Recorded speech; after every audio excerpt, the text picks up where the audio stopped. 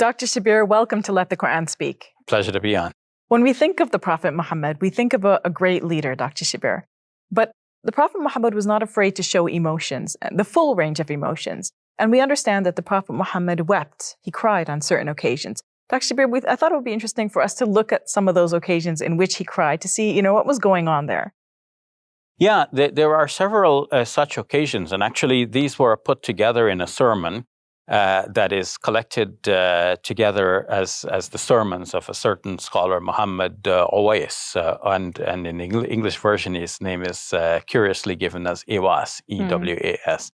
Nonetheless, it's an excellent collection of sermons, and among the sermons is this one about the Prophet, peace be upon him, weeping. And this scholar mentioned 7 circumstances in which the Prophet, peace be upon him, wept. One was when he prayed. During his prayer, he would be weeping, especially his prayer at night, when he prayed alone. When he heard the Quran being recited, on one occasion, for example, he asked one of his companions to read the Quran to him. And the companion happened to be reading from the 4th chapter of the Quran, where there is a verse that says, فَكَيْفَ إِذَا جِئْنَا مِنْ كُلِّ أُمَّةٍ بِشَهِيدٍ وَجِئْنَا بِكَ عَلَى هَؤُلَاءِ شَهِيدًا. How will it be when on that day God is going to call witnesses from every nation against the people, and God will call the Prophet Muhammad, peace be upon him, as a witness against the people of his time. So he wept, and probably he was moved to think that he would be in that position to have to give evidence against his own people, meaning that he's delivered the message to them, and it's not his fault that they did not, receive his message well.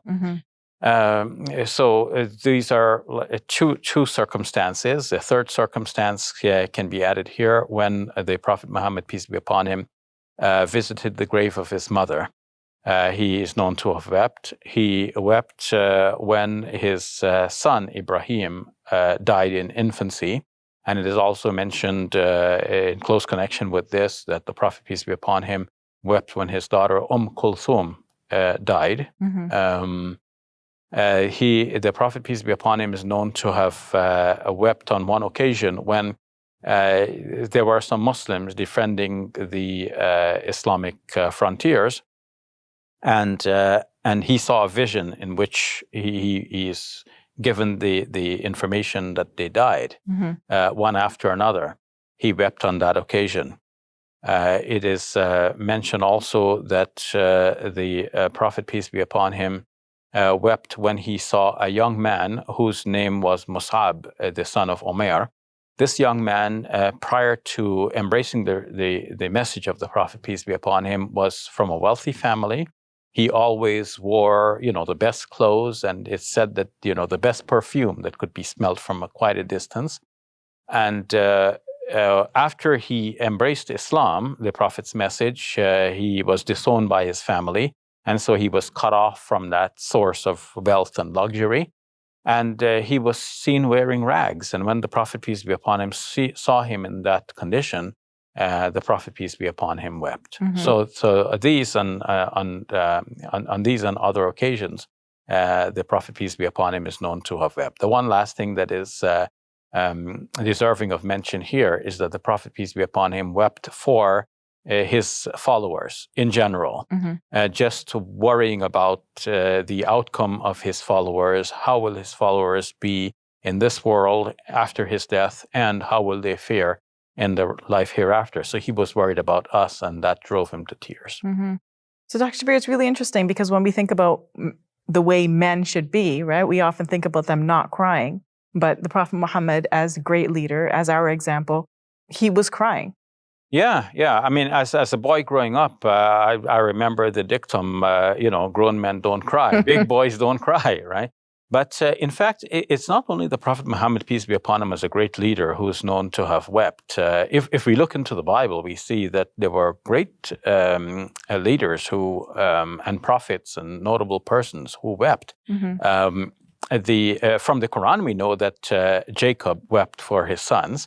In the Bible, we know that Joseph also wept when he received his brother Benjamin.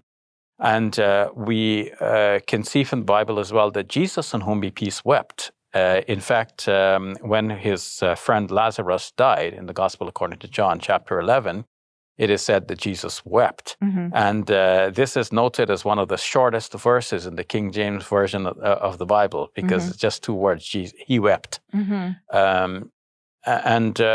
Jesus also, in the Gospel according to Luke, is shown to have wept when he contemplated Jerusalem and thinking about this is the place where the prophets came and preached, and people rejected the prophets. So he was weeping, and obviously he noted his own circumstance, that he's also like the prophets before him, preaching to the people, and he's receiving a negative response from Jerusalem as well.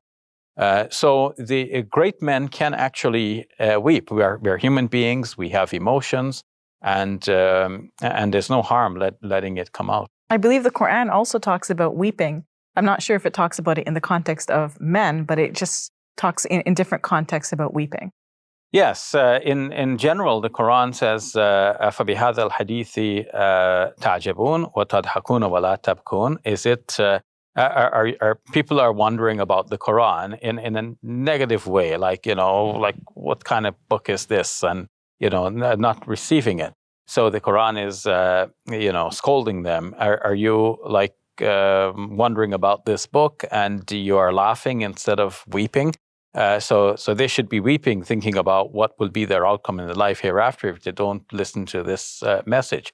But in a more positive way, the Quran shows that believers are such as would worship God, and they would, prostrate, weeping before God. And in fact, this is a common response from Muslims in reading the Quran, prostrating, weeping during the prayers.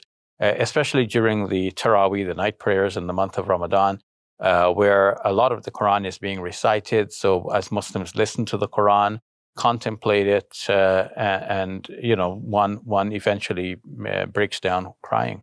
Why do you think people weep when they hear the Quran? Well, there could be a variety of reasons. We can say in general, there could be strong emotions, and the emotions might be positive or negative.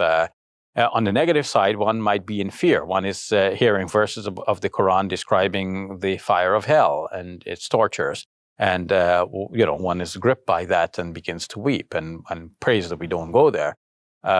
It could be positive. One is hearing about the delights of paradise, and that evokes a strong emotion. Mostly it's awe, like people are, so enraptured with a closeness to God at that time. One feels that closeness. It's almost like, let's say a child didn't see their parents for a long time. And then, they're in agony over the separation. And then finally they see their parents and they run and hug the parents. And that, emotion is so strong that the child is going to cry. The child is not crying out of fear or hunger or anything like this, but out of this strong emotion and deep love that they're experiencing at that moment. So many believers among Muslims would be gripped by such strong emotions as they are praying, listening to the Quran being read, large portions of it, and in deep contemplation and in a state of devotion. It's amazing that we could feel that emotion when it comes to God. Yes, and of course we need to feel that more and more, and we ask God to give us the grace to have that closeness to Him, such that whether it is expressed in tears or not, but nonetheless that we can experience that, and that God gives us that everlasting communion with Him in the life hereafter. Thank you for that, Dr. Shabir. You're welcome. If you enjoyed this video, click like and subscribe. And please donate to support our work at QuranSpeaks.com.